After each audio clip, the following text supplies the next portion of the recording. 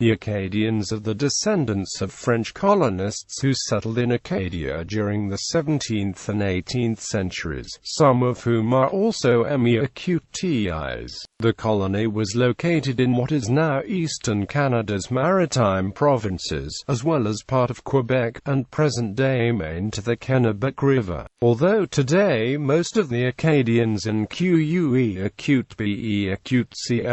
are French-speaking Canadians, Acadia was a distinctly separate colony of New France. It was geographically and administratively separate from the French colony of Canada. As a result, the Acadians and Québécois developed two distinct histories and cultures. They also developed a slightly different French language. France has one official language, and to accomplish this they have an administration in charge of the language. Since the Acadians were separated from this council, the French language evolved independently, and Acadians retain several elements of 17th-century French that have been lost in France. The settlers whose descendants became Acadians came from many areas in France, but especially regions such as Île-de-France, Normandy, Brittany, Poitou and Aquitaine. The Acadians lived for almost 80 years in Acadia, prior to the British conquest of Acadia in 1710. After the conquest, they refused to sign an unconditional oath for the next 45 years. During the French and Indian War, British colonial officers suspected they were aiding the French. The British, together with New England legislators and militia, carried out the Great Expulsion of 1755 to 1764 during and after the war years. They deported approximately 11,500 Acadians from the Maritime region.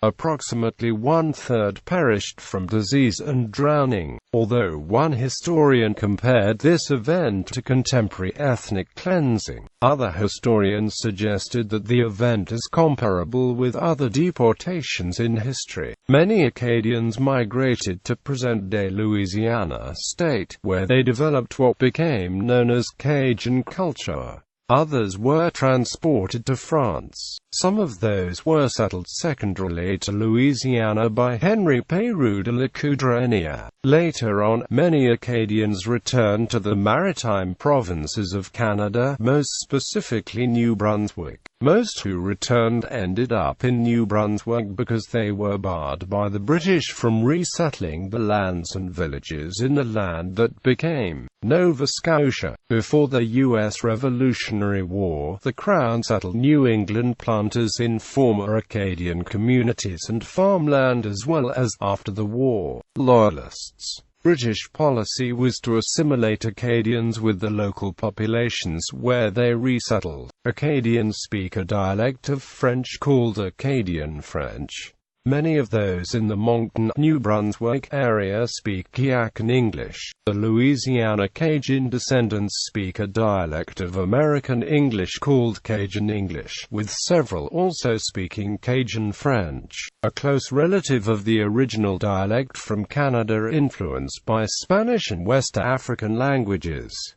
Pre-deportation history. During the 17th century, about 60 French families were established in Acadia. They developed friendly relations with the Wabanaki Confederacy, learning the hunting and fishing techniques. The Acadians lived mainly in the coastal regions of the Bay of Fundy, farming land reclaimed from the sea through diking, living in a contested borderland region between French Quebec and British territories. The Acadians often became entangled in the conflict between the powers. Over a period of 74 years, 6 wars took place in Acadia and Nova Scotia, in which the Confederacy and some Acadians fought to keep the British from taking over the region. While France lost political control of Acadia in 1710, the Mi'kmaq did not concede land to the British. Along with some Acadians, the Mi'kmaq used military force to resist the founding of British settlements by making numerous raids on Halifax, Dartmouth, Lawrence, and Lunenburg. During the French and Indian War, the Mi'kmaq assisted the Acadians in resisting the British during the expulsion of the Acadians. The British conquest of Acadia happened in 1710.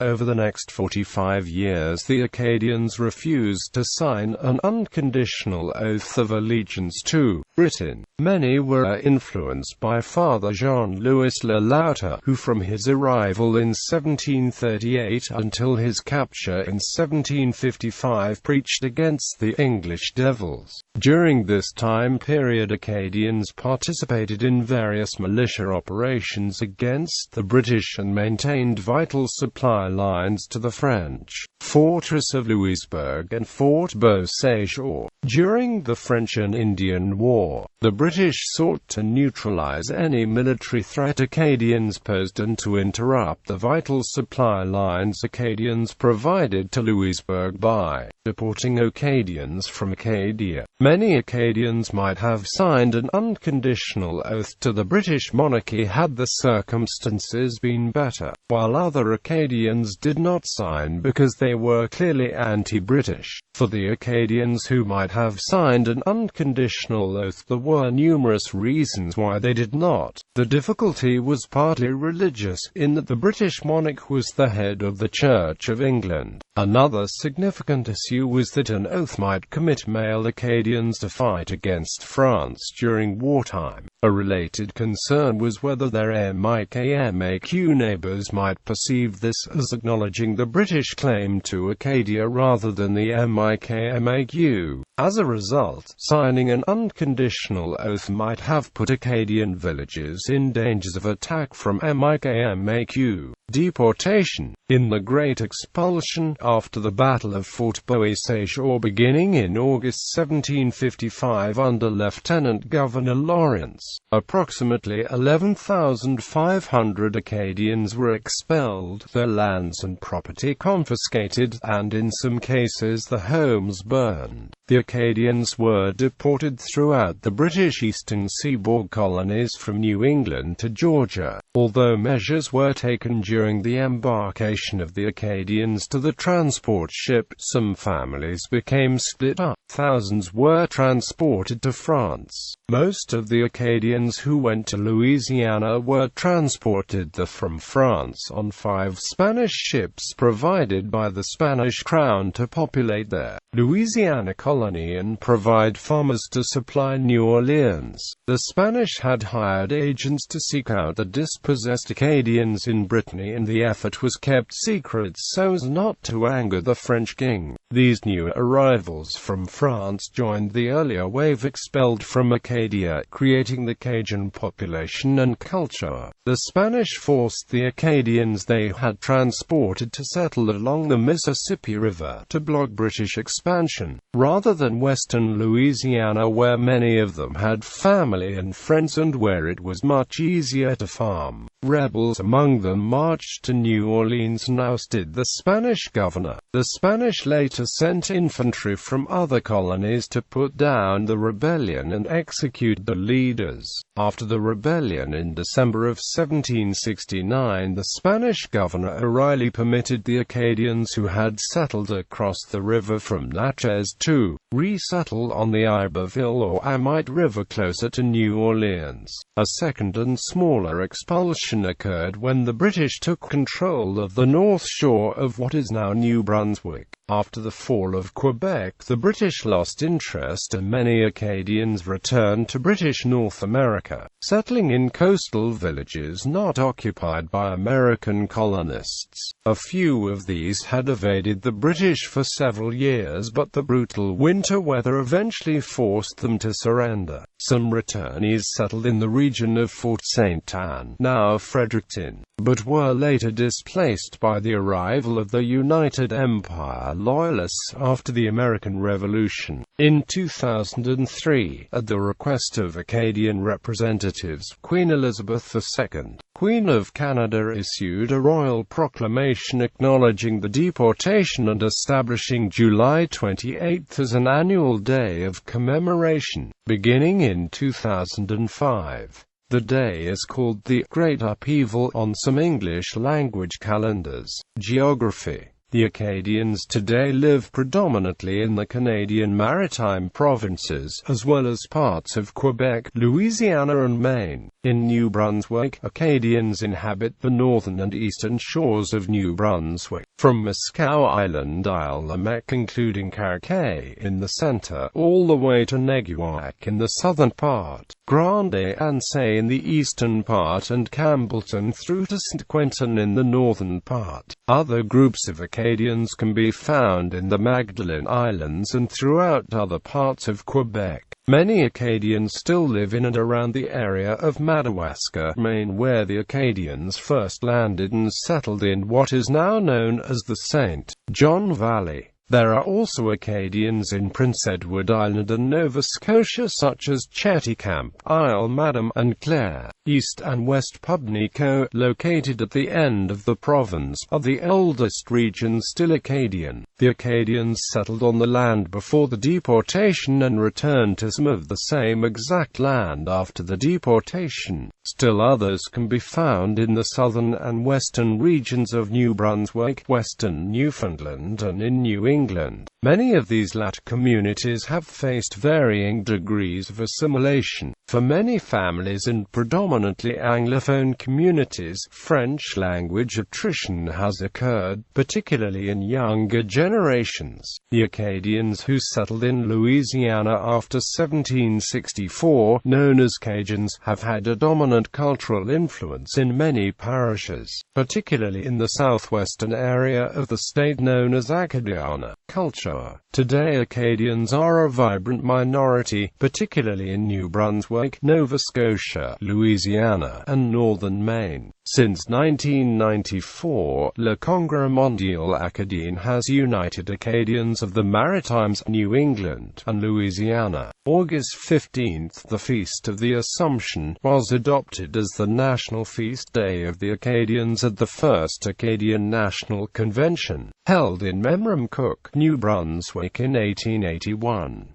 On that day, the Acadians celebrate by having the Tintamarre, which consists mainly of a big parade where people can dress up with the colors of Acadia and make a lot of noise. The national anthem of the Acadians is Avenue Maris Stella, adopted at Mascouche, Prince Edward Island in 1884. The anthem was revised at the 1992 meeting of the Société Nationale de l'Acadie, where the second, third and fourth verses were changed to French, with the first and last kept in the original Latin. The Fédération des Associations de Famille Acadienne of New Brunswick and the Société St. Thomas d'Aquin of Prince Edward Island has resolved that December 13th each year shall be commemorated as Acadian Remembrance Day, to commemorate the sinking of the Duke William and the nearly 2,000 Acadians deported from Isle St. John who perished in the North Atlantic from hunger, disease and drowning in 1758.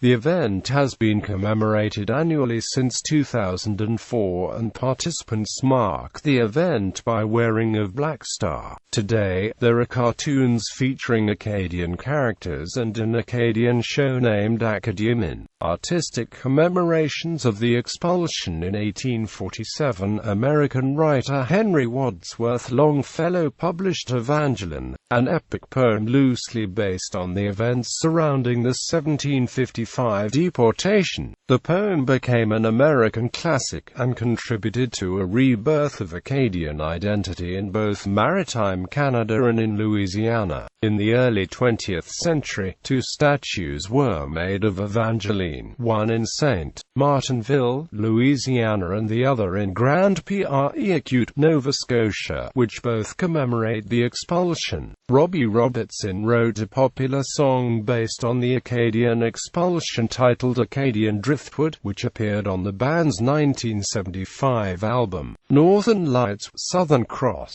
Antonine Maït's Pélagie La Charrette concerns the return voyage to Acadia of several deported families starting 15 years after the Great Expulsion. The Acadian memorial honors those 3,000 who settled in Louisiana. Throughout the Canadian Maritime provinces there are Acadian monuments to the expulsion, such as the one at George Island and Beaubears Island. Flags. The flag of the Acadians is the French tricolour with a golden star in the blue field, which symbolizes the Saint Mary, Our Lady of the Assumption, patron saint of the Acadians, and the Star of the Sea. This flag was adopted in 1884 at the Second Acadian National Convention held in Miscouche, Prince Edward Island. Acadians in the diaspora have adopted other symbols. The flag of Acadians in Louisiana, known as Cajuns, was designed by Thomas J. Arsenault of the University of Louisiana at Lafayette, and adopted by the Louisiana legislature as the official emblem of the Acadiana region in 1974. A group of New England Acadians attending Le Congrès Mondial Acadien in Nova Scotia in 2004 endorsed a design for a New England Acadian flag by William Cork and are advocating for its wider acceptance. Prominent Acadians. Notable Acadians in the 18th century include Noel Deron. Noel was one of more than 350 Acadians that perished on the Duke William on December 13, 1758. Noel was described by the captain of the Duke William as the "father of the whole island," a reference to Noel's place of prominence among the Acadian residents of Isle Street. Jean, for his noble resignation and self-sacrifice aboard the Duke William. Noel was celebrated in popular print throughout the 19th century in England and America. Noel also is the namesake of the village Noel, Nova Scotia. Another prominent Acadian from the 18th century was militia leader Joseph Broussard, who joined French priest Jean-Louis Le Loutre in resisting the British occupation of Acadia. More recent notable Acadians include singers Angèle Arsenault and Edith Butler, singer Jean-François Brault, writer Antonin Maillet, film director Phil Carmeau, singer, songwriter Julie Deron, artist Phoebe Legere, boxers Yvonne Giroll and Jacques Leblanc, pitcher Raël Cormier, former Governor-General Romeo Leblanc, former Premier of Prince Edward Island, Alban Edmond Arsenault, the first Acadian Premier of any province and the first Acadian appointed to a provincial Supreme Court. Alban Edmond Arsenault's father, Joseph Octave Arsenault, the first Acadian appointed to the Canadian Senate from Prince Edward Island. Peter John Veniot, first Acadian Premier of New Brunswick, and former New Brunswick Premier Louis Robichaud, who was responsible for modernizing education and the government of New Brunswick in the mid-20th century.